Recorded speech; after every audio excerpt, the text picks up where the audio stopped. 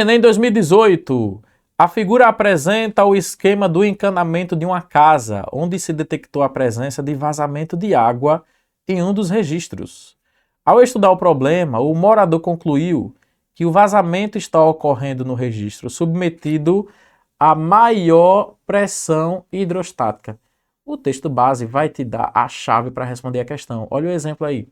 Então, esse vazamento está acontecendo no registro submetido a maior pressão hidrostática. Ele respondeu a questão para você indiretamente, você nem percebeu. Em qual registro ocorria o vazamento? No que tem maior pressão hidrostática.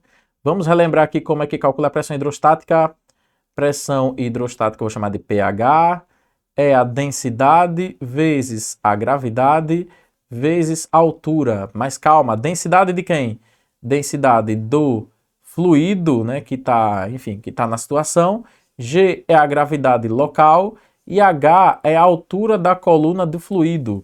Então, por exemplo, se eu tiver um recipiente cheio de um líquido e a coluna desse recipiente atinge um valor H e eu quiser encontrar a pressão que apenas o líquido exerce no fundo do recipiente, essa pressão que apenas o líquido exerce no fundo do recipiente vai ser essa formulinha aí, né? Densidade do líquido vezes a gravidade vezes a altura da coluna de líquido. Vejam que essa altura é a altura da coluna de líquido em cima do ponto que você quer analisar a pressão, tá? Se eu quisesse achar a pressão total nesse ponto, a pressão total, se esse recipiente estiver aberto, vai ser a pressão atmosférica que está sendo exercida fora do recipiente, mais densidade vezes gravidade vezes altura. Tá, mas voltando para a questão, se densidade do líquido é a mesma em todos os registros, porque é o mesmo líquido, né? É a água que está descendo lá da caixa d'água, a gravidade local também é a mesma, essa casa, né? Está em um local só.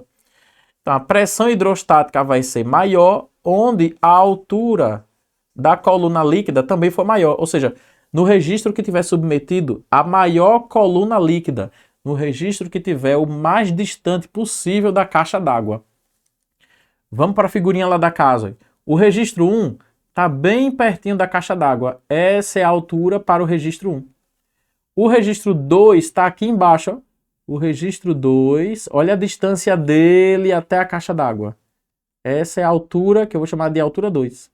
O registro 3, olha a distância dele para a caixa d'água. H3. E na verdade, né, a gente ainda tem que medir contando lá em cima, né? A gente ainda teria que medir para ficar bem certinho mesmo, contando com o início da água. Então, se a gente quisesse medir de forma bem exata, teríamos que começar a medir daqui, ó, do registro 1 até o começo da água, né, até a coluna de água começar. O registro 2 iria até a coluna de água começar. A altura do registro 3 também, até lá em cima. A altura do registro 4, né? A altura de água em cima do registro 4 até a coluna de água começar. E no registro 5, essa altura aqui. Então aqui seria o H4 e aqui seria o H5. Fica claro perceber que o registro que tem a maior coluna de água desde a caixa d'água até sua implantação é o registro 2. Se é o registro 2 que está sofrendo a maior pressão hidrostática, é nele que está ocorrendo o vazamento, né? Mas se fosse botar em uma ordem decrescente, da maior pressão para a menor, eu teria pressão hidrostática no registro 2, é a maior de todas. Vê se concorda comigo. Depois a maior de todas seria a pressão hidrostática no registro 3. Depois a maior de todas seria a pressão hidrostática no registro 5, que tem a maior altura, né, ó, de coluna de água. A maior de todas em seguida seria a pressão hidrostática no registro 1. E por último seria a pressão hidrostática no registro 4. Mas eu só preciso saber da maior. A maior é a do registro 2. Portanto, o vazamento está ocorrendo no registro 2. Letra B. Valeu, galera. Até mais.